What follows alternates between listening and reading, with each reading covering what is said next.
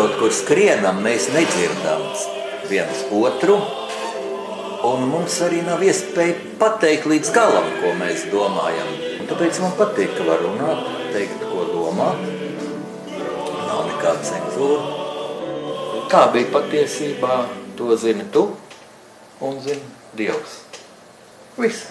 Man ir liels prieks sveikt e-padomu skatītājus, klausītājus šajā gadamīs noskaņā un apsveikt Rīdzinieks, kā Eiropas Savienības galvaspilsētas iedzīvotājus, visu Latvijas sabiedrību, kā Eiropas Savienības prezidējošās valsts sabiedrību. Jo patiesi šis ir unikāls notikums pirmo reizi Latvijas vēsturē. Mūsu valsts 2015. gada pirmajā pusē ir pati galvenā valsts Eiropas Savienībā. Tāds ļoti svinīgs iesākums, bet domāju, jūs man to nepārmetīsiet, jo es tiešām neceros tik nozīmīgu gadu miju. Savā dzīvē neceros, kaut esmu pieredzējis ļoti daudz. Un es gribu novēlēt visiem saviem līdzcilvēkiem lielu pašapziņu šajā ļoti svarīgajā vēstures brīdī, šajā laikā Latvijai un arī pasaulē, jo pasaulē risinās ļoti atbildīgi notikumi, un daudz kas būs atkarīgs no Latvijas. Metīsim pie malas to domu, ka Latvija ir maza valsts, no mums nekas nav atkarīgs. Mēs esam līdztiesīga Eiropas Savienības dalība valsts, un, jā, tas pienāk rotācijas kārtā, šī prezidentūra Eiropas Savienības padomē, bet tieši Rīga būs tā vieta, kur turpmākajos 6 mēnešos tiks lemti daudzi Eiropas Savienības jautājumi, ļoti nozīmīgi, jautājumi, kas atstās ietekmi arī uz procesiem pasaulē. Tā vieta būs Rīga, tā vieta būs Gaismas pils, un tāpēc es gribu minēt Gaismas pils atklāšanu kā vienu no pašiem nozīmīgākajiem un arī man priecīgākajiem aizvadītā 2014. gada notikumiem. Runājot par pašapziņu. Mūsu valstī, mūsu sabiedrībā mēs visi redzam daudz trūkumus. Un es jau iepriekšējās reizēs tiekoties ar man ļoti simpātisko, draudzīgu, augsti profesionālo e-padomu komandu, Ivetu un Mārci, esmu runājis ļoti daudz par nebūšanām. Varbūt pat vairāk kā par pozitīvo. Varbūt tas ir arī likumsakarīgi, jo par slikto mūsu dzīvē mēs nedrīkstam klusēt vienu iemeslu dēļ, lai tas neturpinātos, lai mēs kaut vai uzstādot problēmu. Taču esmu vienmēr centies dot arī savu viedokli par risinājumiem, pat varbūt pasakot priekšā risinājumu iespējas, un varbūt kāds cilvēks, no kur atkarīgs konkrētais jautājums, ir ieklausījies. Es pat zinu tādus gadījumus. Lūk, taču šobrīd, kad Latvija kļūst Eiropas Savienības prezidējošā valsts, noteikti jāatzīmē arī tas labais, kas ir pie mums. Un ja kāds saka, un daudzi to saka, ka šajā gandrīz gadsimta ceturksnī, kopš Latvija ir atjaunojusi valstisko neatkarību, nekas pozitīvs nav noticis mūsu valstī, tad tā ir lielākā aplamība, kāda vien var būt. Jo strateģiski vērtējot, ir notikuši vairāki ārkārtīgi nozīmīgi procesi. Pirmais bija pārsteidzoši ātrā, sekmīgā Krievijas armijas bijušā padomju karaspēka izvešana no Latvijas. Mēs to jau esam aizmirsuši. Bet, ja mēs vērojam procesus Ukrainā, satraucošus procesus, tad kaut kas līdzīgs varbūt varēja arī būt Latvijā. Ja toreiz nebūtu bijusi šī tik sekmīgā ārpolitika no Latvijas puses, kam bija liela pretestība mūsu sabiedrībā, milzīga pretestība, un mūsu sarunu vedējs ar Krieviju sauc par nodevējiem, un šo līgumu salīdzināja ar Molotovu-Ribbentropa paktu, jo jā, mums vajadzēja pieņemt arī dažus sāpīgus nosacījumus no Krievijas puses, lai Krievija izvestu armiju. Pirmkārt, ka šie pensionētie virsnieki var palikt Latvijā. Joprojām tas tiek pārmests mūsu ārpolitikai, joprojām cilvēki tā gaužas, lūk, redziet, ļāvām viņiem palikt, tagad viņi iet 9. maijā pie pieminekļa. Var saprast sarūktinājumu. Es arī esmu neviens sarūknāts sašuts, ka suverēnas valsts Latvijas galvaspilsētā 9. maijā Pārdaugavā ir pilns ar svešas valsts Krievijas karogiem. Tas, ka cilvēki tur iet, gāja aizvadāmajā gadā, droši vien ies arī jaunajā gadā, ka cilvēki tur iet nolikt ziedus, pieminēt savus tētus, kas ir krituši karā, savus opīšus. Tas ir tas pats, kas mums mirušo piemiņas dienu, kas mums dziesmu svētku. Būtībā Latvijas krieviem tādu svētku nav tik plaši kā mums latviešiem. Ja viņi tur ietu, tikai tādēļ mums arī nevajadzētu satraukties. Tas ļoti normāli, ka cilvēki grib godināt savu tuvinieku piemiņu. Mēs šīs jūtas varētu cienīt. Galvenais, lai tur neizskanētu pretvalstiski, Latvijai naidīgi lozungi, netiktu cilvēki aicināt uz vardarbību, un aizvadāmajā gadā, man liekas, tas notika relatīvi korekti. Tur neko īpaši nevarētu pārmest, var tikai vēlēties, lai būtu arī turpmāk tā. Bet ļoti būtisks bija šis process, Latvijas strateģiskā izvēle par labu rietumu orientācijai, rietumu pasaules vērtībām, jo tagad, tā paskatoties atpakaļ, vēl pagājušā gadsimta 90. gadu vidū, bija jau pagājuši 4-5 gadi kopš neatkarības atgūšanas, bija ļoti stipra svārstīšanās, un tāds viedoklis arī īpaši pēc 6. Saeimas vēlēšanām, ka tomēr ļoti tā kā tuvināties Maskavai. Vispār toreiz 6. Saeimas vēlēšanas vajadzētu biežāk atcerēties, kad otru lielāko vietu skaitu ieguva Zīgeristu partija. Paldies Dievam, daudz, ja tad prasa, kas ir Zīgerists, bija tāds dīvainis, es viņu saucu par politisku ākstu, kuram, daudzi latvieši noticēja, kad viņš būs tā mesija, kas atnesīs labo dzīvi. Es nezinu, kur tāds Zīgerists mūs būtu vilcis, viņam galvenais bija savas ambīcijas, bet bija ļoti spēcīga orientācija uz šo Maskavu, un tad, tā padomāsim, kur mēs būtu bijuši, ja toreiz 95. gada vasarā nebūtu izdarīt ļoti pareizi izvēli, kam piekrita visas politiskās partijas un arī visas sabiedriskās kustības, ka mūsu ceļš ir uz rietumu demokrātiju un ceļš, kas ļoti sekmīgi mūs noveda pie integrācijas Eiropas Savienībā, NATO, un lūk, šis pusgads ir ļoti būtisks tam apliecinājums, un tas ir liels pamats pašapziņai. Un tad es gribētu paust savu visdziļāko pārliecību, ka ja mēs kritizējam daudzos trūkumus, tad pirmkārt padomāsim, vai nav šajos trūkumos arī mūsu vaina vai mūsu atbildība. Kaut vai ar to, ka mēs tos tā paciešam, ka mēs uz vietas neaizrādām uz rupjību, uz valsts valodas likuma pārkāpšanu, kas joprojām notiek bieži, un īpaši Latvijas dienvidos, īpaši Latgalē. Es saprotu, ka tur dzīvojošiem latviešiem ir grūti pastāvēt par latviešu valodu, bet vajag aizrādīt, jo likums ir mūsu pusē.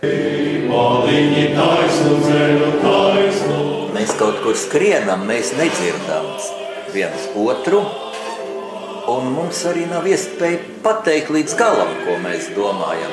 Un tāpēc man patīk, ka var runāt, teikt, ko domāt. Nav nekāda cenzūra. Kā bija patiesībā, to zini tu, un zina Dievs. Viss. Šis gads ir bijis psiholoģiski sarežģīts. Varbūt pat psiholoģiski smags, jo ir kardināli mainījusies politiskā domāšana pasaulē. Pateicoties mūsu kaimiņu valstī Krievijai, kas 90. gados bija laikam pat apjukusi no pēkšņi iegūtās brīvības un demokrātijas, bet tad notika tas, kas notika.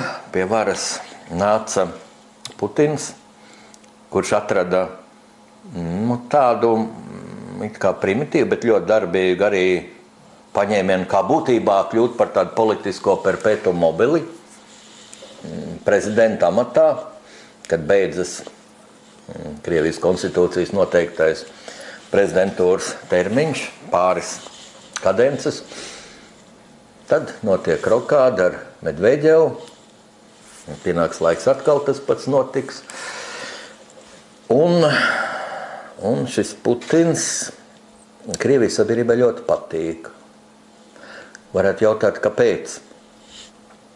Kāpēc cilvēks var izteikt agresīvu politisko domāšanu ar izteikti ambiciozu dabu, ka viņš pat neslēpj. Kāpēc viņš tā var patikt? Kāpēc patīk šie ļoti lētie populistiskie triki? Putins lido deltaplānā, tur dzērvēm pa priekšu, Putins nolaižās ūdens dzīlēs, zemūdenē, Putins lido reaktīvē lidmašīnā, viņš ar Formulu 1 brauc. Tas ļoti, ļoti patīk. Jāteic, cilvēkiem jau visā pasaulē ļoti patīk tādi mačo tipa vīrieši. Tas neliecina par augstu politisko domāšanu, bet tā tas ir. Un pat mazs vīriņš, kas būtībā ir ļoti lempīgs un neglīts, var patikt. Taču pati būtība ir daudz dziļāka. Es domāju, tas rāda par Krievijas sabiedrības ļoti mazo politisko pieredzi demokrātiskā iekārtā. Šeit parādās tā traģēdija, kad pirmais darbs, kad bolševiki veica oktobra apvērsumu 917. gadā bija iznīcināt inteliģenci, garīdzniecību, iznīcināt domājošos cilvēkus. Un tad radās pat tāda it kā jauna, tāda pseido šķīra proletāriskā inteliģence. Un es kādreiz nesapratu, pētot Padomju Savienības vadošo politiķu CV, viņa biogrāfijas. Es pat nesapratu, ka tur tā vienā mierā ir teikts, var pabeigt 7 klases, 5 klases, kādreizējais NKVD šefs Ježovs pabeidz 3 klases. Es nesapratu vienu lietu. Fakts, ka tāds tā bija realitāte, bet es nesapratu, kāpēc viņi, kas tik daudz meloja, kur viss šī valsts pastāvēja uz meliem, kāpēc viņi nevarēja samelot arī, ka, teiksim, ir augstāka izglītība, nepabeigta augstāka izglītība tādam Ježovam, piemēram. Ja visi šie čekas dokumenti bija viltoti, visas šīs atzīšanās bija izdauzītas no nelaimīgiem cilvēkiem. Un tad izrādās, ka nē, ka tā bija tāda vērtības sistēma, jo es esmu neizglītotāks, ja es esmu cienījamāks padomjas sabiedrības līderis, un viņiem pat tāds stils ir bijis izlikties, kad speciāli ar kļūdām pat rakstīt. Laikam jau kādam Ježovam nevajadzēja izlikties, viņš tāpat rakstīja ar kļūdām, bet ja kāds bija izglītotāks un mācīja pareizi rakstīt, tad viņš šīs kļūdas taisīja. Tādi kārklu, kā mums bija kādreiz kārklu vācieši, kas izlikās švauks mērnieku laikos, izlikās, ka nemāk latviski runāt. Un tagad pēc mūsu neatkarības atjaunošanas arī es atceros, bija tāda tendence, ka tur padzīvo kaut kur Amerikā kādu pusgadu, un tad atbrauc un pēkšņi amerikāņu akcentu runā. Man vienmēr nāca smiekli, bet runa jau ir par ļoti būtisku procesu, ka Krievija ir sākusi realizēt savu ambīciju, atjaunot bijušo padomju impēriju, vai vismaz iet kādu soli šajā virzienā. Tad man ienāca prātā tāds triviāls teiciens, ka vīriešu sapnis būtu iegūt visas pasaules sievietes, bet tas nav iespējams, bet tuvoties tam vajag. Tad, man liekas, ar Krieviju arī ir līdzīgi, jo Krievija, man liekas, nenovērtē savas reālās iespējas, un mēs to ļoti bieži nenovērtējam. Un varbūt pat nezinām šīs Krievijas reālās iespējas, un tas ir ļoti būtiski. Jo, ja mēs esam panikā, daži šo paniku sekmē Latvijā, ka nāks atpakaļ Krievi, un tāds teiciens pat bija, Krievu tanki pēc 3 gadiem būs Rīgā, un man to teica nevis kāda tirgus tantiņa, bet viens inteliģents cilvēks, kādā sabiedriskā organizācijā, kur es runāju par šīm Krievijas ambīcijām, viņš pēc tam pienāca pie mums, Udrkungs, jūs tā nejokojiet, jūs uzmanieties, pēc 3 gadiem būs Krievu tanki. Es teicu, kā jūs tā zināt, ka tieši pēc 3 gadiem, viņš teica, Angela Merkele tā ir sacījusi. Un tad man bija jāpasmējas, bet tie bija smiekli caur asarām, kad cilvēki var būt tik dumji, tik neizglītot. Angela Merkele, es domāju, pati nezinu, kas ar viņas politisko karjeru būs pēc 3 gadiem, kaut tā ir šobrīd ļoti sekmīgi. Ja? Un tādā nozīmē es nespēju iztēloties, un tas ir pilnīgi nereāli muļķīgi, ka šobrīd Krievija kaut kur varētu iebraukt ar saviem tankiem, jo ir 2015. gads, 3. gadu tūkstotis, un pasaule ir pavisam savādāka. Un Krievija, ja ļoti gribētu kaut ko, viņi varbūt būtu varējusi izdarīt, bet ļoti ierobežot, un to mēs, starp citu, redzam Ukrainā. Jo, jā, protams, Krievija karo Ukrainā, tur ir gan Krievijas profesionāļi, gan Krievijas bruņojums, bet, ja Krievija tā pa īstam būtu gatava politiski, ekonomiski iebrukt Ukrainā, tad viņi to jau sen būtu izdarījuši daudz tiešāk, jo Ukrainas armija pēc šiem Maidanas notikumiem, kad krit iepriekšējais režīms, kad iepriekšējais prezidents gluži vienkārši kā pēdējais blēdis aizbēgus Krieviju, Ukrainas armija praktiski neeksistēja. Man paši satrieca tādi fakti, ka daudzi, pat augstākie virsnieki Ukrainas armijā ir bijuši Krievijas pilsoņi. Un tā jau nav tikai formalitāte. Tas ir jautājums par to, kam šis cilvēks ir zvērējis. Ukrainas armija pār 10 gadus nebija modernizēta. Būtībā tā bija kā tāda Krievijas armijas daļa. Nerunājot pat par tādām pašām uniformām, varbūt tur kaut kāda bija atšķirīga par to pašu bruņojumu. Tā nebija modernizēta, un es atceros savā laikā, strādājot Latvijas vēstnesī, mūsu oficiālajā laikrakstā par ārlietu redaktoru, es intervēju Ukrainas aizsardzības ministru, kurš bija ieradies Rīgā. Man pārsteidza, ka tas bija ģenerālis, jo pasaulē tāda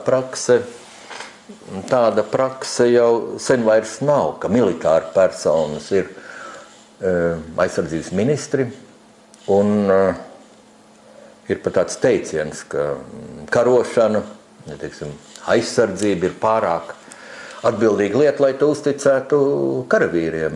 Karavīriem ir jāpilda politiķu pieņemti lēmumi. Tā tas ir demokrātiskā pasaulē. Un es šim ģenerālim, ministra amatā, es arī ļoti atklāti pateicu, kā es to domāju, kā tas pasaulē ir, un viņš man piekrita.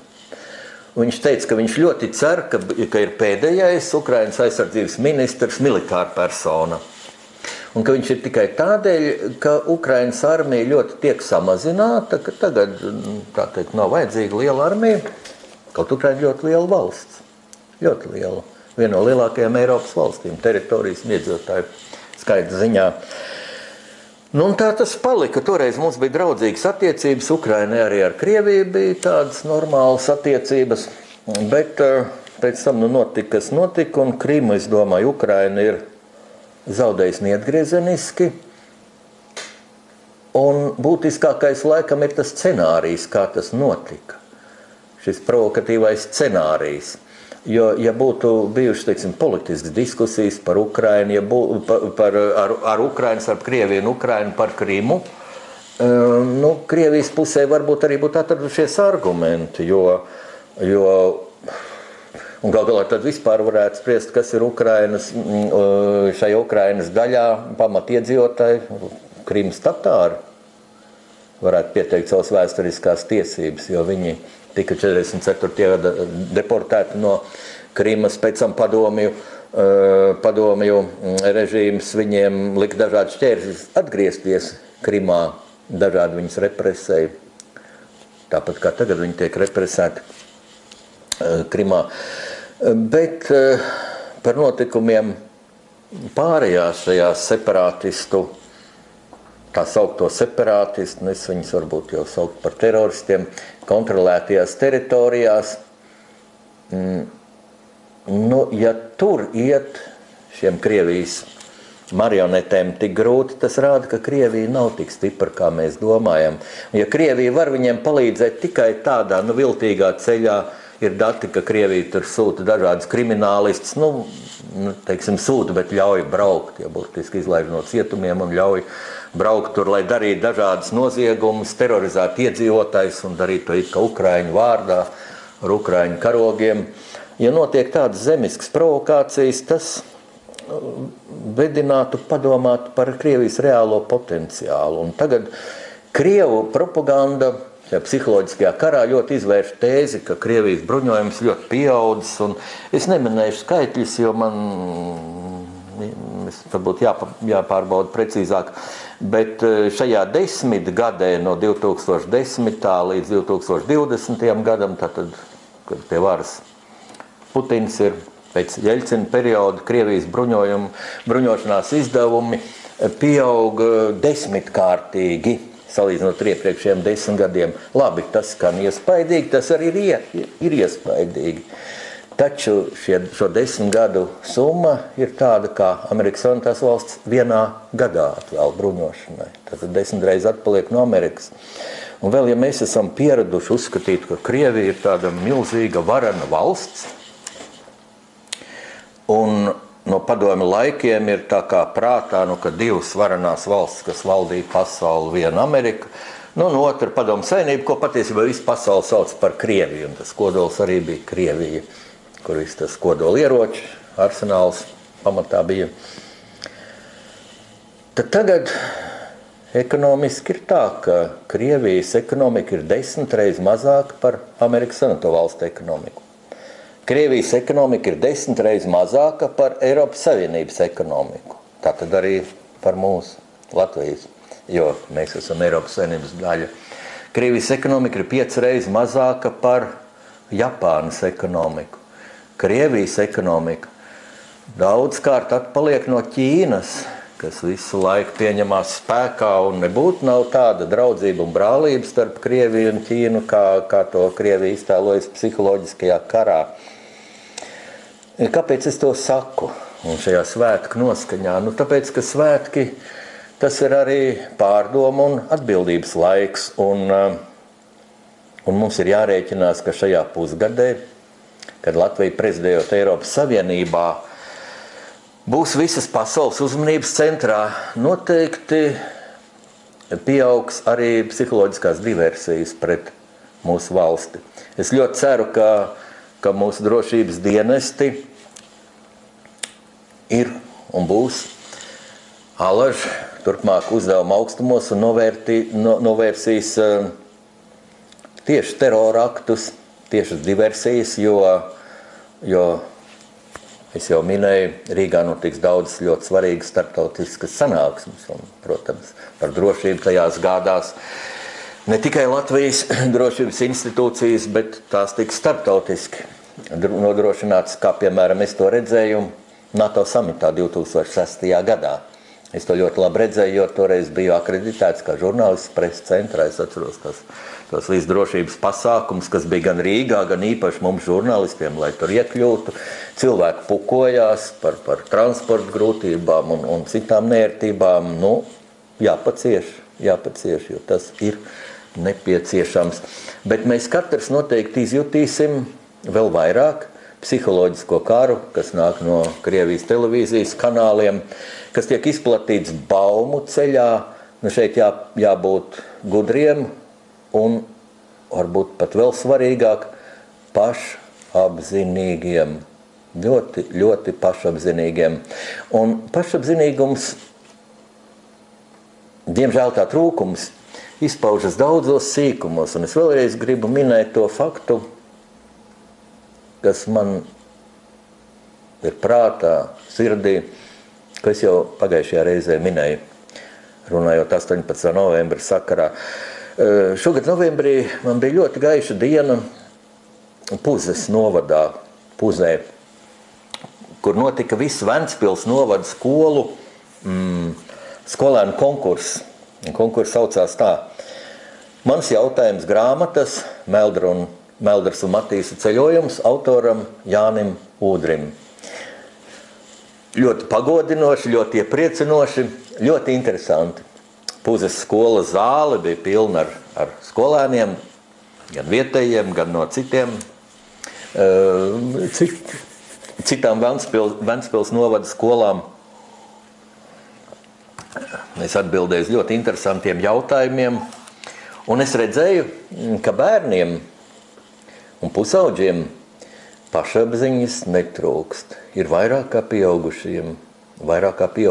Tas man ļoti iepriecināja. Bet man ļoti sarūktināja tāds it kā nenozīmīgs ikdienas fakts, kad mēs ēdām pusdienas skolas kopgaldā. Ļoti garšīgi. Es tur slavēju pavāri. Un paprasīju, kur ņem produktus.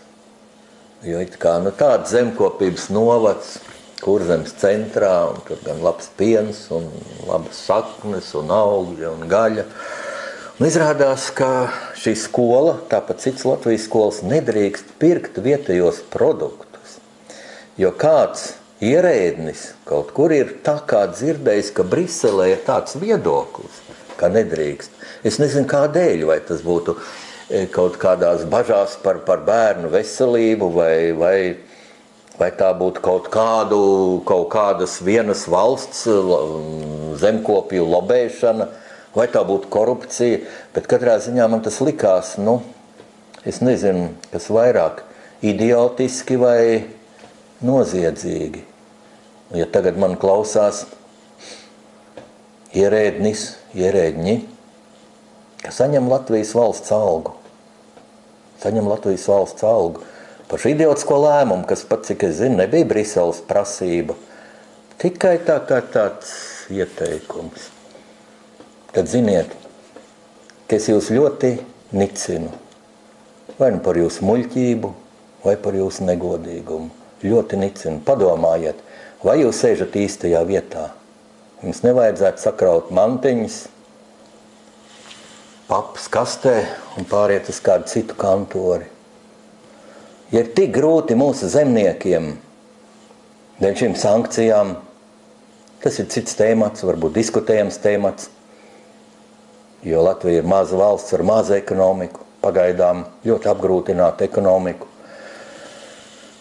Bet mums jābūt solidāriem, jāpievienojas sankcijām, kaut arī te varētu diskutēt, un lai lielās augstprātīgās valstis, Vācija, lai kompensē mūsu zemniekiem, lai pērk varbūt NATO karaspēkam, NATO valstu karaspēkam produkts no mūsu zemniekiem.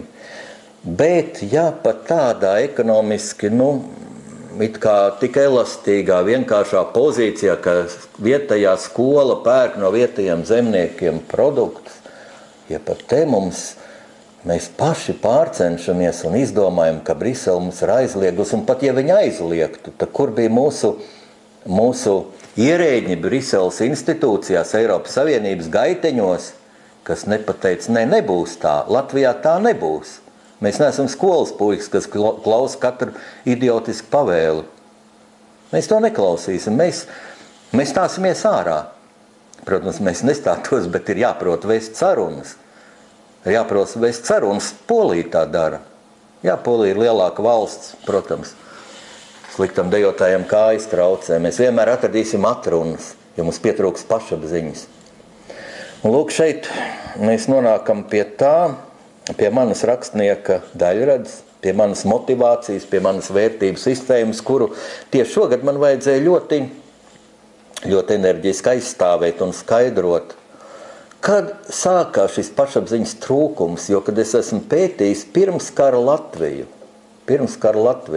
starp citu, es ļoti lūdzu ievērot, es nekad nelietoju šo absolūti nepareizu apzīmējumu Pirmā republika. Nav Pirmā republika, Pirmā Latvijas republika un Otrā Latvijas republika. Nav. Mums ir tāpat konstitūcija, šī ir tāpat valsts. Krievijai ļoti vajadzētu, lai mēs darītu tā kā daži mūsu vēsturnieki, piemēram, Hanovs un Tērauda Kalns savā diskutablajā grāmatā, tad, vienā no daudzajām grāmatām par Kārļa Ulmaņa autoritāro laiku, Pirmā republika. Krievijai to ļoti vajadzētu, ziniet, kāpēc? Tad iznāktu, ka Krievijas un Latvijas 20. gada augusta miera līgums ir parakstīts ar kaut kādu pirmo Latvijas republiku, kuru vairāk neeksistē, un tā tad neatiec uz šodienas Latviju. Nē, šis līgums ir spēkā. Un ir ļoti nožēlojami, ka viena no mūsu valdībām, parakstot robežu līgumu ar Krieviju, līgumu, kuru vajadzēja parakstīt, jo tas bija viens no ļoti būtiskiem apstākļiem mūsu integrācijā NATO. Vajadzēja parakstīt, bet ar ļoti būtisku redakciju, akcentējot, ka mēs parakstam status quo, kāds ir pašlaik, ka mēs nepretendējam šobrīd uz šīs abrenes atdošanu Latvijai, jo reālā situācija ir tāda, ka ne mums atdos, ne mēs to prasam šobrīd. Bet, ka fakts ir tāds, ka pašreizējās robežas neatbilst 20. gada miera līguma apstiprinātajām robežām, ka mēs vēršam uzmanību uz to un saglabājam cieņu pret šo 20. gada miera līgumu. Un ja mainītos apstākļi, tad mēs esam gatavi šo jautājumu atkal pārskatīt. Tas būtu ļoti korekti, politkorekti, tas būtu gudri, un tas būtu bijis ar pašapziņu. Kā mums toreiz pietrūka pašapziņas, profesionālisma? Nezinu, katrā ziņā profesionālisms ir tas, ko es ļoti novēlu, un pašapziņa ir tas, ko es ļoti novēlu visai Latvijas sabiedrībai, bet vispirms jau, protams, mūsu politiķiem. Jāteic, ka Saeimas vēlēšanas, kas šogad notika, mani gan iepriecināja, gan sarūktināja, jo Saeimā parādījās daži jauni vārdi, daži jauni cilvēki, kas man ir dziļi simpātiski, gan ar savu labo profesionālo sagatavotību, gan ar savu pašapziņu, ar savu stāju. Vienlaikus Saeimas vēlēšanas man ļoti sarūktināja ar tiem nesmukumiem, kas nāca līdz, kas liecina par zemu politiskās morāles latiņu. Es jau pagājušajā reizē minēju šīs rokādes, kad 99 Saeimas deputāti zvēru paraksta deputātu zvērstu, un viens nodod šo zvērstu. Tas tā kā neprofesionāli žurnālists teica, ka visi deputāti nodod zvērstu, ne, nodeva zvērstu viens deputāts, kurš gluži vienkārši atkāpās, nezinu, ko viņš tur aizbrauc uz Hongkongu, kaut kādus metālus tirgot. Tas ir briesmīgs morāls noziegums. Juridisks, nē. Var juridiski daudz ko izkombinēt. Morāls noziegums tādā ziņā, ka grauj cilvēku ticību demokrātijai, vēlēšanu sistēmai.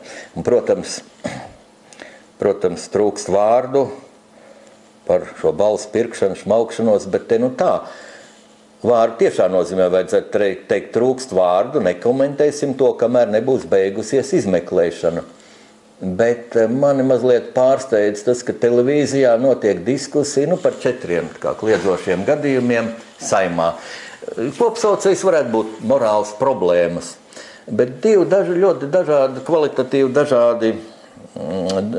dažādas situācijas, kvalitatīvi dažādas. 2 gadījumos runa bija par krimināllietām. Vienā gadījumā, ka šajos restorānos Gaņbei, cilvēki, varbūt nezinu, Gaņbei ķīniešu valodā ir prozīt, bet nevis tā, ka saskandina un nodzer, bet Gaņbei, kā krievs saka, peidot nā, ja, paņem un izmet. Tā kā ar to vārdu vajag būt uzmanīgam ķīniešu sabiedrībā, ja tu saka Gaņbei, te rēķinies, ka tev tā glāzi jāizdzer. Tas tāds joks, bet šeit deputāts sieva, ja. Protams, es uzskatu, deputātam ir politiskā atbildība, tāpat kā deputāta Zaķa gadījumā.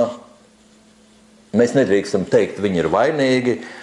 Viņš zināja, ka viņas jau krāpjās, viņš zināja, ka tiek pirkts balsis, vai varbūt viņš pat organizē. Mēs tā nedrīkstam teikt, ir demokrātiska valsts, ir nevainības prezumpcija, bet, ja šiem cilvēkiem būtu augsta politiskā morāla, augsta politiskā kultūra, tad viņiem vajadzētu apturēt savu darbību parlamentā līdz izmeklēšanas beigām. Kamēr viņiem saka, redziet, jūs esat tīri un nevainīgi, un viņi atgriežas. Attiecīgo partiju varētu pārstāvēt nākamais, kas bija sarakstā. Un tad nākamie 2 puiši, par kuriem sabiedrība runāja varbūt daudz vairāk, kaut, tas nav krimināla noziegums, administratīvi sodāmas lietas, kas, protams, ir nesmugu gadījumi. Bet šeit man jāpiekrīt ir politologam Iabam. Viņš varbūt to nepateica tik strikti televīzijas diskusijā, bet teikt, ka par to, ka izdarīja pārkāpumu viens no deputātiem brauc dzērumā, kas ir briesmīga lieta, un es to nosodu cauri un cauri. Un otrs, kas bija dzēris un tur saskandelējās ar drošības dežurantu klubā. Tas ir pavisam kas cits šeit ļoti svarīgi šo cilvēku attieksmi, es uzskatu. Jā. Vienā gadījumā es teikšu, kā es to izjūtu. Kad Veikos Polīts televīzijā pateica, jā, es esmu vainīgs, nekāda izņēmuma nedrīkst būt, uz deputātu attiec visi tie paši likumi, kas pārējiem, tas bija tā, kā vīrietim ir jārīkojas. Cik tur tās dienas ir jāatsēž arestā, un viņš ies, un kā saka, tā ir liels pārkāpums, ļoti neglīta epizode, bet tas nav kas tāds, ko vajadzētu visu mūžu pieminēt, un tas nekādā ziņā nav kas tāds, kādēļ vajadzētu cilvēkiem brēkt, šim cilvēkam nav vietas Saeimā. Ir tāds teiciens par vienu sisto, cik tur 3 nesistos vai 5 nesistos sit. Jā. Lūk, šis cilvēks tad ir sists. Es ceru, ka viņš pats sevi sit morāli. Kā es tā varēju? Nekad vairs. Un tad ir jānovērtē tomēr uz pašreizējā, joprojām ļoti bieži sastopamā diletantismu fona, zemes politiskās morāls, korupcijas fonus, tā cik gadiem un jau gada desmitiem, cik ļoti ir mūsu politikas augus ar biznesu. Lūk, ja cilvēks šajās jomās ir parādījis no labās puses un sadzīves situācijā ārpus politikas izdarījis kaut ko apkaunojošu. Ziniet, es neteikšu, ka viņam ir jāpiedod tā momentā uz sitienu, bet viņam ir jādod iespēja. Tas ļoti būtisks vārds, jādod iespēja. Un Artūrs kaimiņš, ar Artūrs jau ir tā, ka nevar viņu kritizēt, viņš ir tā tev pašpaņems. Es esmu skatījies viņa intervijas internetā un ļoti smējies. Viņš pat ļoti odiozs cilvēks, kas ir tādi paši, ja? Kas tāpat mēdz uzbrukt un apvainot. Viņam tas ir tā kā sports.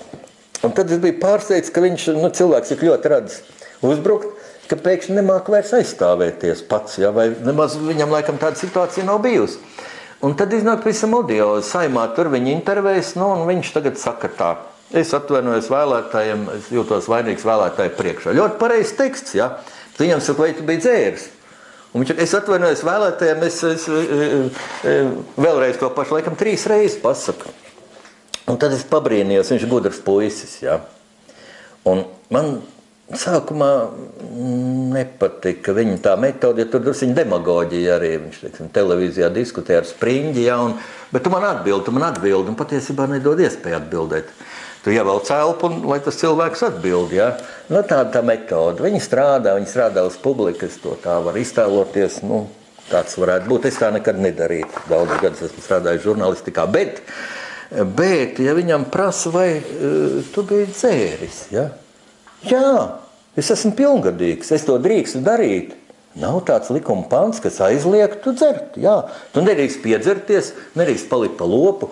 Kāds viņš arī nebija tais televīzijas kadros, ko rādīja, ja? Tur viens ar mobilo telefonu uzfilmējis. Nebija. Viņš tā augstprātīgi kaut ko saka apsargam. Piedodiet, es to apsargu arī gribētu redzēt, kā viņš izturējās. Iespējams, ka viņš arī izturējās ne tai labākajā veidā. Jo ir jau tas sindroms, kad ja tev ir ierocis, nu, kaut vai tā būtu gāzes pistola vai es nezinu, kas, kādreiz tie apsargi ir tādi apkāršies ar rogu dzelžiem un ar stekiem un ar ko. Nu, nezinu. Es domāju, ka, jā, vai deputātam tā klājas uzvesties, protams, nē. Labi, ka viņš pateica atvainojas vēlētājiem, bet ziniet, ko teikt, viņam jāatkāpjas no deputāta amata, es teiktu, tā ir tāda lumpena filozofija. Ja? Es nezinu, kas viņu sarakstā nākamais ir, kas nāktu tādu ar tos kaimiņu vietā. Varbūt tāds, kas paklausīgi celt rociņu, kad vajag, un nevarētu pār lūpu pārspļaut, nē. Lai šie puiši, viņš arī atzina savu vainu, nu, varbūt ne tajā veidā. Ja tā profesionāli ņem no mēdīju viedokļa, tad tas puisis no šiem te abiem, kas būtu aizgājis uz televīzijas diskusiju, es domāju, viņam ļoti būtu pacēlies reitings. Viņš visu Latvijas priekšā teikt, jā, nu vainīgs, piedodiet, jā, nožēloju. Viņam būtu ļoti pacēlies reitings. Un tie reitingi jau tagad viņiem nav zemi. Tā kā mēs, acīm redzot, mācāmies. Mēs mācāmies no savām kļūdām, un tas ir labi, jo es daudz reiz esmu teicis, ka mūsu sabiedrības lielākā nelaime ir nemācīties no kļūdām. Mēs pirmajās saeimas vēlēšanās, 5. saeimu ievēlot 6., 7., 8., pirmajos gados pēc neatkarības atjaunošanas, mēs balsojam burtiski par tiem pašiem un tikai melojam un tikai atkal balsojam. Tad es atradu tādu formulu, kā tas ir izskaidrojams. Nu, gluži vienkārši tā, ka mēs ejam, balsojam par viņiem, zinot, ka viņas solījumus nepildīs un viss tas paliks tikai uz papīra, paliks tikai vibrācijas gaisā no tiem izrunātajiem solījumiem, bet mēs zinām vienu droši, ka viņi mums sagādās jaunu vilšanos. Atkal mēs būsim vīlušies, un atkal mēs teiksim, es jau balsoju, teicu, ka tā būs. Nu, tā tas bieži ir bijis, un atkal uz to pašu grābeklu un tankšu papieri. Nu, tagad tomēr tas saeimas sastāvs jau mainās. Daudzējādi tas notiek arī gadu dēļ, paliek politiķi veci, aiziet prom. Es uzskatu, ka mūsu saimai vajag ļoti jaunas asinis, un gluži vienkārši gadu ziņā vajag kļūt jaunākai. Es uzskatu, tur nav vieta īsti vairs manai paudzei. Tā, 20, 30, 40 gadīgie, tiem tur ir īstā vieta. Un tas arī vēsturiski būtu pareizi, jo kad Latvijas valsts tika nodibināta 1918. gadā, tad tie cilvēki, kas sēdēja uz Nacionālā teātra skatuves, tur bija caurmērā 40 gadīgi. Ulmanim bija knapi pār 40 gadiem. Nu, Čakstis, starp citu, tur nebija, kurš bija vecākais no šiem dibinātājiem, tad viņš netika uz šo sēdi. Zemgals varbūt bija vecāks, bet tādi kā akurāti. Citi bija gados jauni cilvēki. Es nezinu, no kura laika mēs tā pieredam, ka politika ir veco cilvēku lauciņš, varbūt nāk no Padomu Savienības laikiem, ka politbirojā 70-gadīgie skaitījās jaunekļi, un ka tur vienīgais veids, ka no turienes izkļūt, bija ar kājām pa priekšu un uz lielu gabalu lafets pāri sarkanajām laukumam, un tu paiet pāris gadi, un tev sāk ar dubļiem apliet. Bet, ja mēs runājam par cilvēka mūžu, tad šis gads ir bijis skumjš Latvijai, man personīgi, jo, ja tā atceramies, gan ne no janvāra līdz decembrim, bet sākot no pagājušā gada novembra, bija, teiksim, šī gada decembrim, apmēram 12 mēnešos, 13. Mēs esam atvadījušies no veselas virknes mums ļoti populāru, tas nozīmē nepateikt neko, es teiktu mīļu cilvēku, jo mūsu tautas mentalitāte ir ļoti mīlēt mūziķus, aktierus. Un tiešām Aivars Brīze, Harijs Panovskis, Niks Matvejevs. Jūs visi zināt šos vārdus, un tagad Ēriks Niedra. Es par Ēriku gribu īpaši pateikt, jo esmu ilgas gadus strādāju žurnālistikā, un es Ēriku Niedru nepazinu. Personīgi nepazinu. Bet es vienmēr iedomājos, būtu labi satikties kādā pasākumā un vienkārši parunāt, paspiest roku, teikt, tā kā tu to darīji, Ērika. Tas ir labi. Tas vai cik ir labi. Tas tā kā man ļoti daudz nozīmē, ka Alberts Bels man teica par, jau par 2 maniem romāniem, gan par Mēra Odis, gan par Ulmanu. Šeit vecīt, esi mierā. Tas ir normāli, tas ir labi. Ja. Tā kā lielākā uzslava. Jo pat nepazīstot Ēriku Niedru, bet paliek spēcīgs iespējas palicis no augsta profesionālismu, profesionālās atbildības, ļoti augsta šī latiņa, ļoti korekta izteiksme, ļoti liela atbildība pret tēmu, un man pat žēl, kad es šos Niedras raidījumus par Ulmaņa laikiem varēju noskatīties jau pēc tam, kad bija uzrakstījis savu romānu Ulmanis Lielā Kārļa testaments, jo tur ir dažas fantastiskas epizodes, kuras es nezināju. Viens nevar visu zināt, ja? Un viena epizode par šo tā saukto 40. gada revolūciju, padomju varas atjaunošanu Latvijā. Viena epizode bija ļoti izteiksmīga, kur es liktu līdzās varbūt vēlēšanu rezultātu falsifikācijām tam, ko Latvijā gandrīz neviens nezina, ka šīs Tautas Saeimas vēlēšanas noritēja 2 dienas, bet Maskava jau pirmās dienas beigās paziņoja, ka tur 96,7% laikam ir nobalsojuši. Šādi pilnīgi idiotismi, kurus nes kāpēc no mūsu sabiedrības, es teiktu, slēpi, jo vienīgajā vēstures grāmatā, ko 2 profesori ir uzrakstījuši tādu visaptverošu par Latvijas vēsturi, tādu, kas ir domāta plašai sabiedrībai, tur es nezinu, vai no redaktora pārcenšanās dēļ vai korektora pārcenšanās dēļ šī vieta ir izlabota. Un tur tādi ja profesori bija rakstījuši teikumu, vēlēšanas tātad notika tajā un tajā datumā, 2 dienās, bet viņi noteikti rakstījuši jau pirmās dienas vakarā Maskava paziņoja rezultātu, bet tur ir ielabots jau 2. dienas vakarā paziņoja rezultātu, kas būtu ļoti normāli.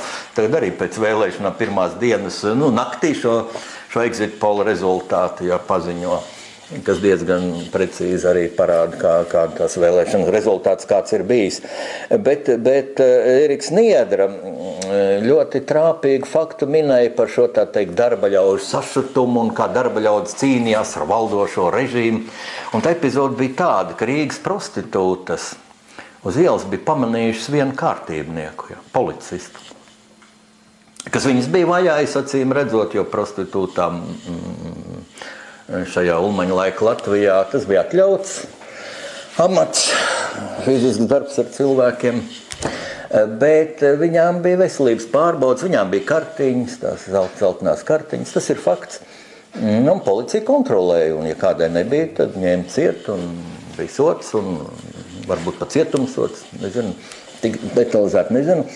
Un viņas pēkšņi pamana šo briesmoni, šo apspiedēju, kas viņam tā darīs pāri, un tagad viņas ir tā eksploatētā un saniknotā darba ļaužu masa, un viņi sāk to policistu apmētāt ar akmeņiem, un viņš bija iemucis kanālā. Kanāls nav dziļš, tur tā līdz vidum stāv, un viņus met ar akmeņiem. Ja? Nu, lūk, tāda epizode, kā sašutušās tautas masas izreikinājās ar valdošā režīma pārstāvjiem, starp citu.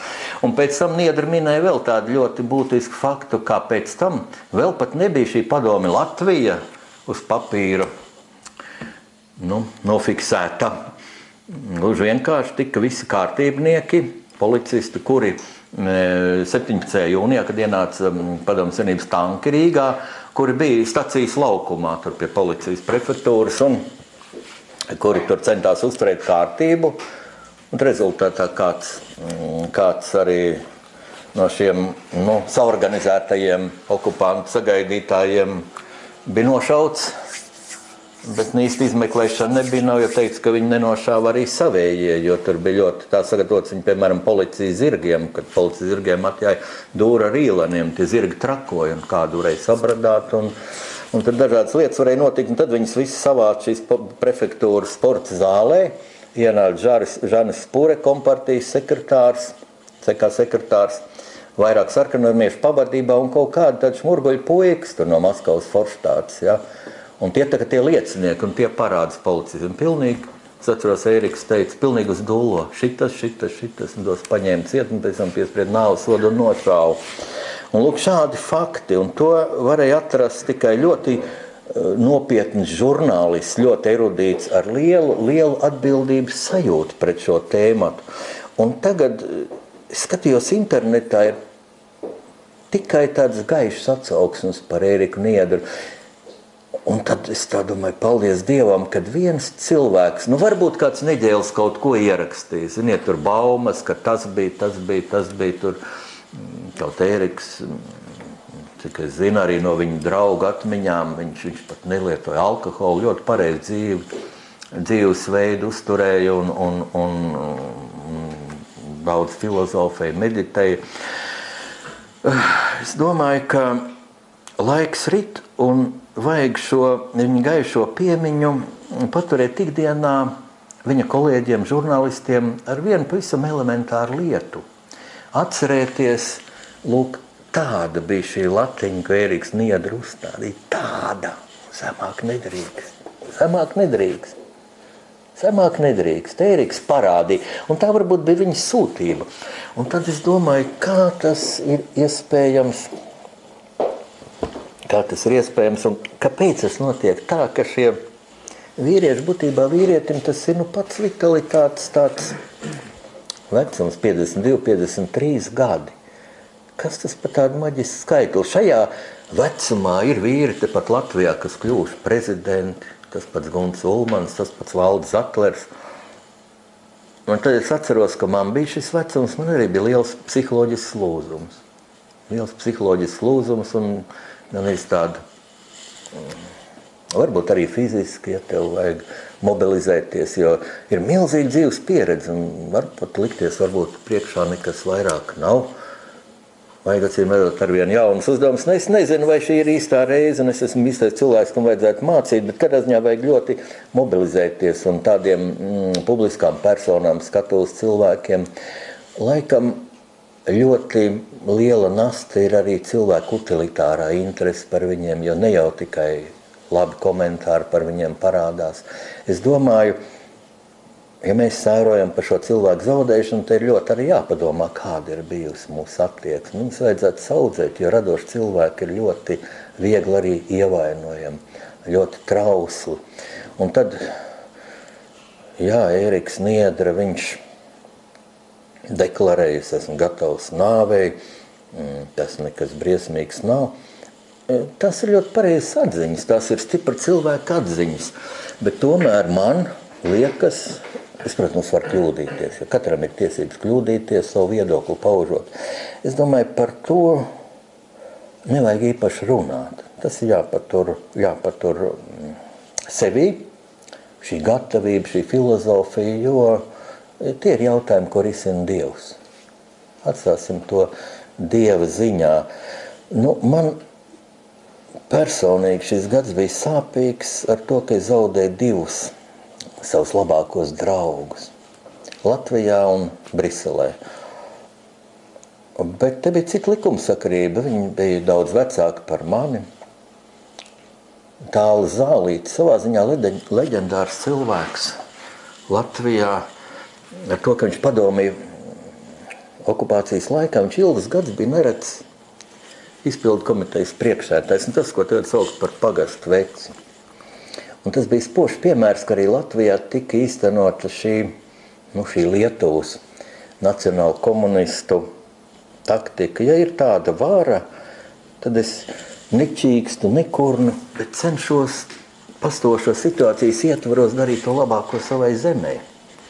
Un Tāļa Zālīša laikā, viņš ar citu pēc šī amata netiecās, viņš bija šoferis, armijā izmācījies par šoferi.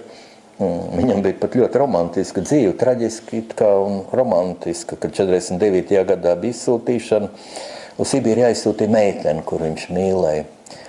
Un viņš, būdams tāds ideālists, viņš rakstīja visiem tiem augstākajiem Padomju Savienības varenajiem vēstules, ka tā ir netaisnība, lai to meiteni laiž mājās. Viņam, protams, atbildēja, ka viss ir tā, kā vajag. Tad viņš aizbrauc pie tā apgabala galvenā komendanta, tas teica, tu var gribi šeit palikt. Tu var gribi palikt šeit. Zaldāt viņš aiziet pie Čekas ģenerāļa, saka, to meiteni vajag laist mājās. Šeit tu ar te gribi palikt? Viņš saka, jā. Viņš pabeidz dienēt un aizbrauc tur. Šoferu tiesības, strādāja par šoferu kolhozā, tikās ar to meiteni, aprecējās, tur piedzima bērns. Kad varēja atbraukt, kad varēja tikt mājās, atbrauca, strādāja par šoferu un, ziniet, ja labi strādā, vienkārši izvirzīja tajā laikā, jo tas režīms jau arī, ja viņš saimnieciskos amatos un vadošos amatos izvirzīja tikai neliešus un idiotus, tad jau tālu netikt. Un čakls cilvēks. Un tādā it kā nomalas ciemā, kā nereta, un tad Tāls parādīja, ko tur var izdarīt. Pats strādājot, un tas interesantākais tas, ka Tālis bija, man sāpīgi teikt, bija dziļas kultūras cilvēks. Viņš draudzījās ar Imantu Ziedoni, ar tēlnieku Indulu Ranku, un viņš taču padomju okupācijas laikā uzstādīja pieminekli, oficiālos papīros bija rakstīts piemiņas akmeni Jānim Jaunsudrabiņam, kurš bija miris trimdā, gulēja Vācijā Kerbekas kapsētā. Un viņš parādīja pilnīgi, tas bija kaut kas fantastisks, praktiski bez naudas. Latvijā ir brīnišķīgi laukakmeņi, patriotisks tēlnieks Induls Ranka aizbrauc, apbraukāja tur laukus, šis akmens man vajadzīgs. Tāls Zālītis organizēja vietējos puišus ar traktoriem, ar ceļamkrāniem, aizved to akmeni. Induls Ranka mēnesi dzīvoja pie Tāļa mājās un bez kādiem honorāriem, bez kā uzkāla šo pieminekli. Un tika rīkots talkas, lai šo dzirnalu saliņu, kur piemineklis ir iekopt, un es esmu lepns, ka es arī tur piedalījos. Un lūk, šis cilvēks nomira 84 gadu vecumā. Vēl likās, pat mēs svinējām viņa 80 gadu jubileju. Tā šīs bēres man palika atmiņā, kad tāda skumja, bet arī ļoti skaista diena. Un visvairāk man pārsteidz tas pēdējais brīdis, kā Tāls Zālītis aizgāja, es teiktu, debesīs, citā dimensijā. Komunisti stāstīja mūsu kopīgs draugs, Oļģerts Šabanskis, kādreiz augsts priekšnieks prokuratūrā. Viņš ir tas, starp citu, kas Alfredu Rubiku iesēdināja cietumā. Viņi bija ar Tālu Zālīti bijuši skolas biedri, tikai dažādās klasēs. Tāls bija vecāks. Viņam nomira skolotāja, kur jau bija pāri 90 gadiem. Un no visām Latvijas malām sabrauc skolēni uz bērēm. Un arī Oļģerts brauc piekdienām. Un aizbrauc iet kapsētā, tur jau tā ceremonija norit, un Tāls Zālītis ierauga, un Tāls tā, kad ieraudzīja draugu, viņš uzreiz ar abām draugs. Un nāk plats smaids, nāk pretī, stiepi roku un sprīž attālumā. Draugu rokas tūlīt sadosies, un Tāls krīt. Un tad, kad es runāju bērēs, es teicu, viņš bija Dieva izredzētais. Cilvēki nomirst gultā, nomirst nesamaņā, nomirst, es nezinu, visdažādākajos veidos, arī stipri tādos sarūktinošos apstākļos. Es teicu, padomājiet, kas viņam bija pēdējā doma, pirms dvēseli aizgāja debesīs.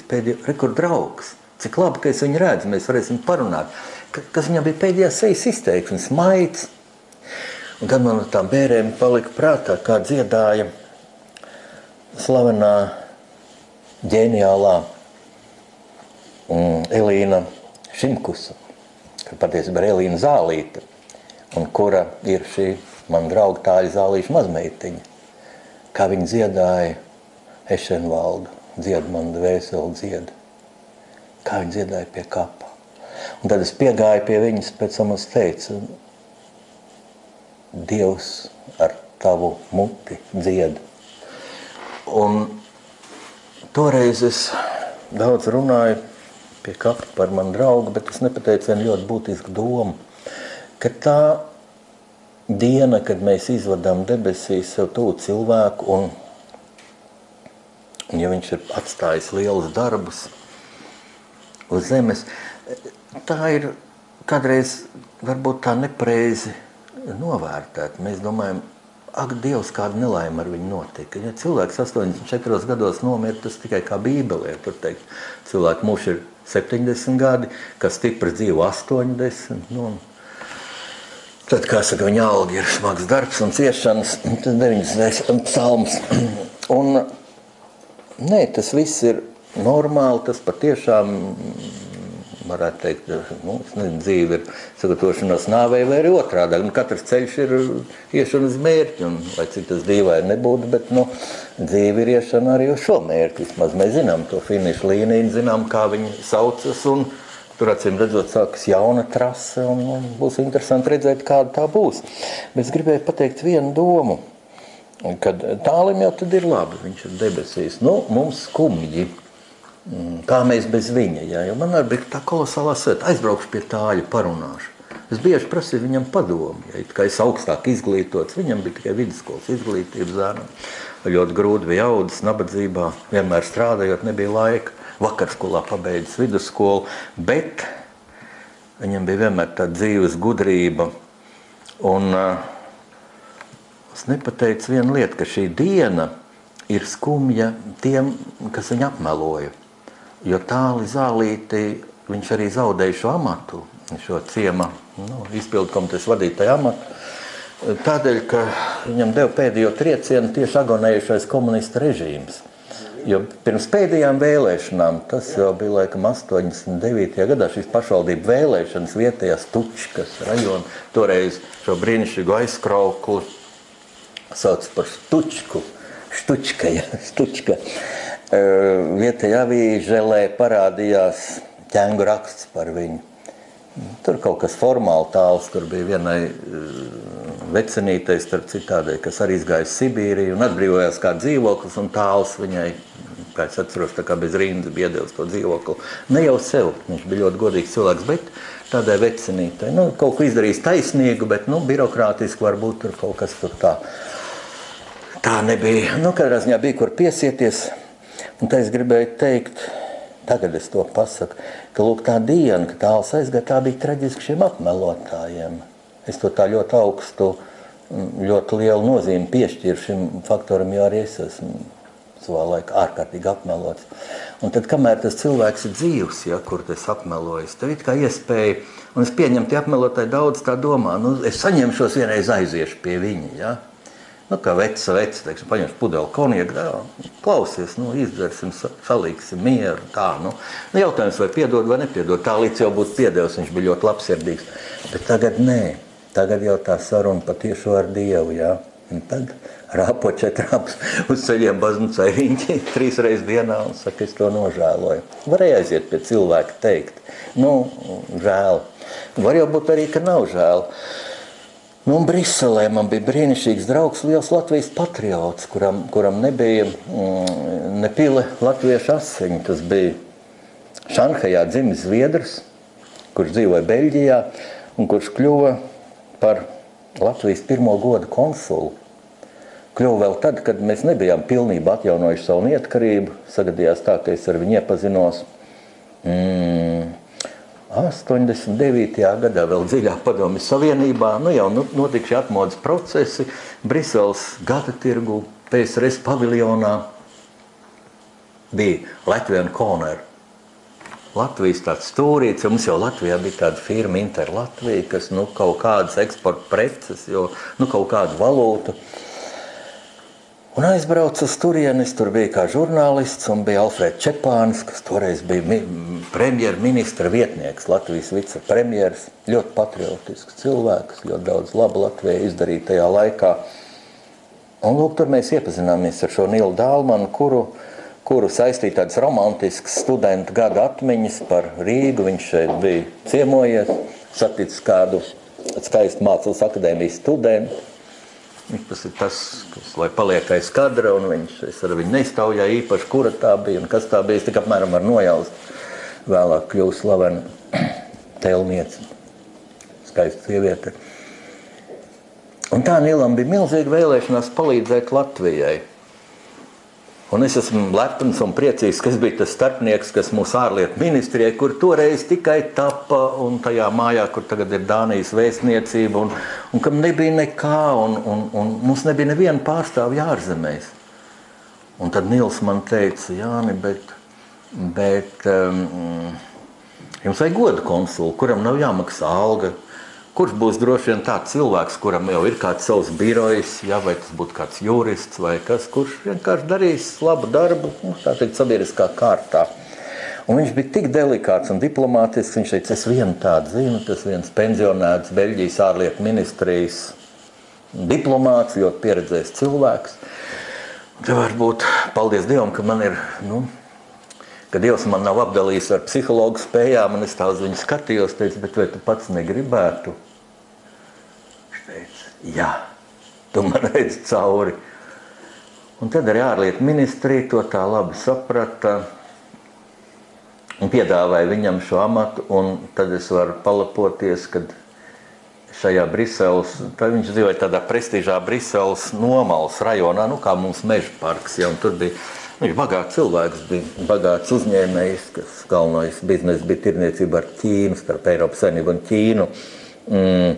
Viņam bija divas stāvu mājas, vienā viņš dzīvoja, un otra bija firmas māja. Un tad viss pirmais stāvs bija Latvijas goda konsulāts, un pagalmā bija augsts karoga masts, un tajā karoga mastā 10 gadus plīvoja manis dāvinātais Latvijas karogs. Ja es domāju, viņš man uzaicināja uz pirmajiem Latvijas valsts svētkiem. Laikam bija pirmā 18. novembra atzīmēšana ārzemēs, 91. gada 18. novembrī. Un tik plaša tāda atzīmēšana, es domāju, ko viņam uzdāvināt. Jo mums jau nekas tad vēl nebija. Vēl taču bija visi šī padomju ekonomikas tās sekas, kad viss ir deficīts, tas vārds, ko tagad jaunā paudze nezina laikam, un paldies Dievam, ka nezina. Tad viss ir par daudz, runa ir par cenu. Bet bija mums tāda apvienība Daļrada, kas jau gatavoja brīnišķīgus baltsarkanos karogus. Brīnišķīgs, domāju, kvalitātes ziņā, ārkārtīgi laba lina auduma, un es uzdāvināju to karogu. Un tā Nilam ārvalsts diplomāti bija brīnījušies.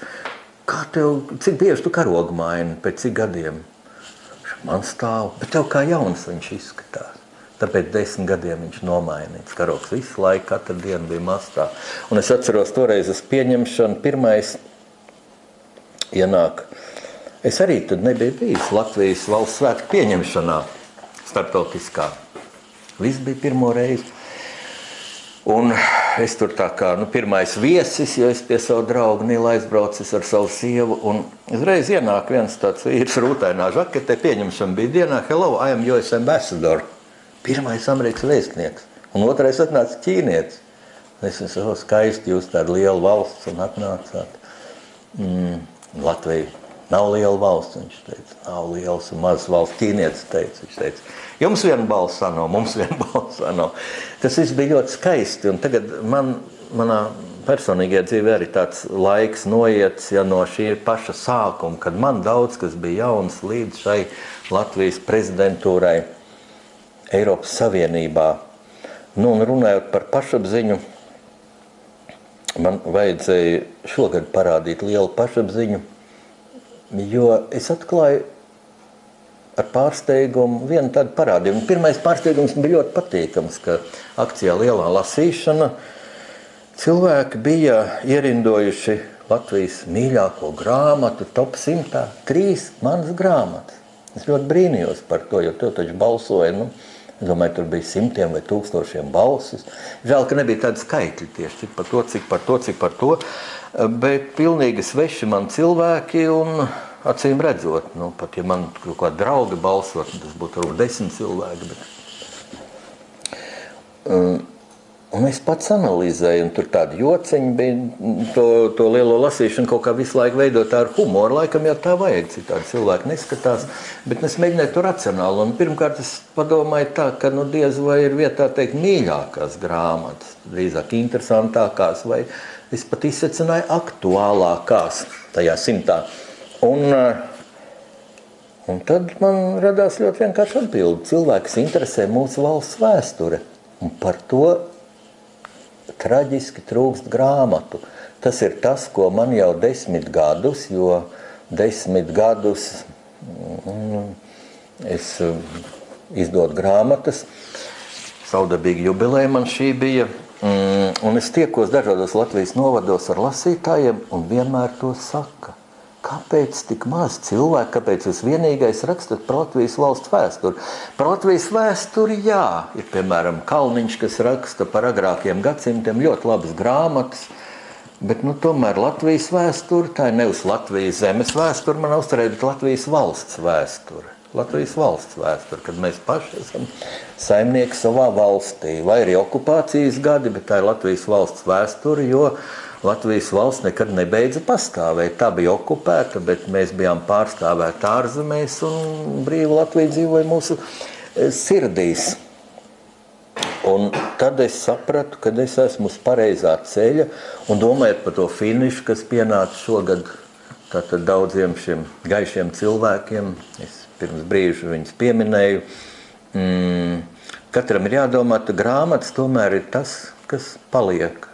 Grāmatas ir tas, kas paliek grāmatu plauktos, un tad man ļoti pārsteidza tāda dažu vēsturnieku reakcija, kuri, es saprotu, ka vajag diskusiju, un es esmu gatavs diskutēt, vai kā universitātes portāls Ubis Sunt, man tā akcentē vārdu polemika, jo tad man grūti pieņemami, faktiski no morālā viedokļa raksti, 2 vēsturnieku raksti, bija publicēti šajā Ubis Sunt, un kad es uzrakstīju,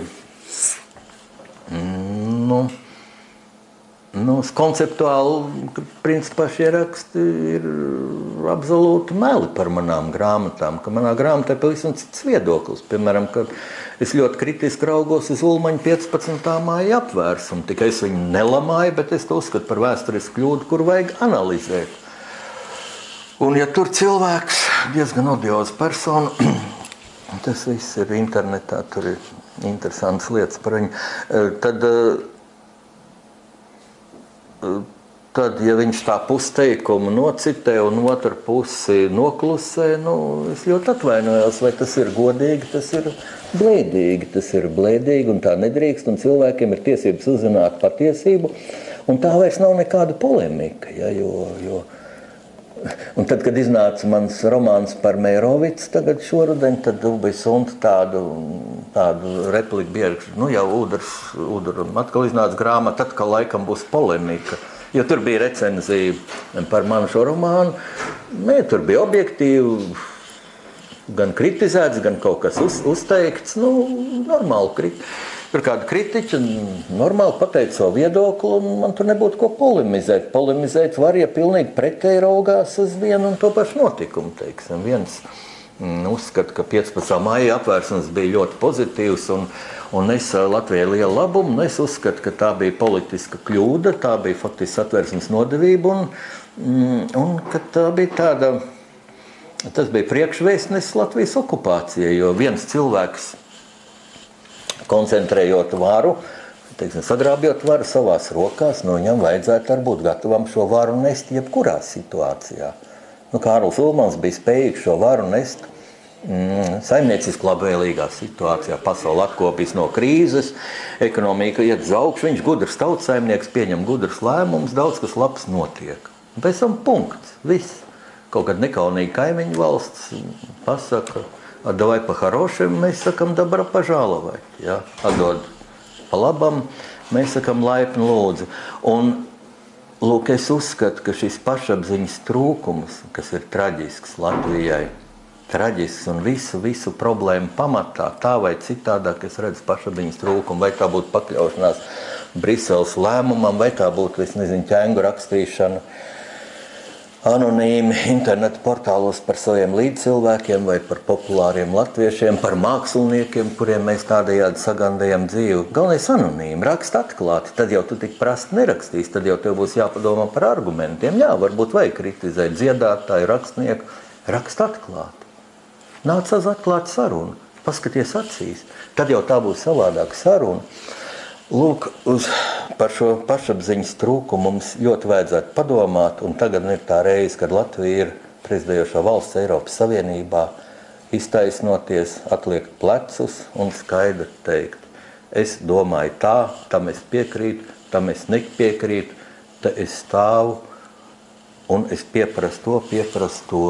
Un tad, lai notiek demokrātiska izvēle, diskusija, tas ir tas, ko es novēlu visus e-padomu skatītājus, klausītājus sveicot Latvijas valsts prezidentūras sākumā, sveicot no Eiropas Savienības galvaspilsētas Rīgas. Laimīgu jauno gadu!